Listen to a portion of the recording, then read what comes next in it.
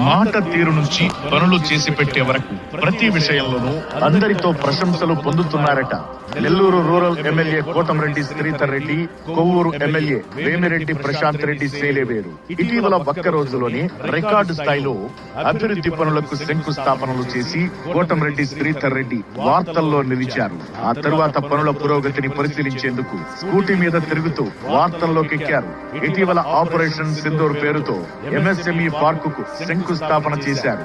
ఆ 60 రోజుల్లో 41 కోట్లతో 339 రకాల అభివృద్ధి పనులు పూర్తి చేసి ఒకేసారి ప్రారంభించారు.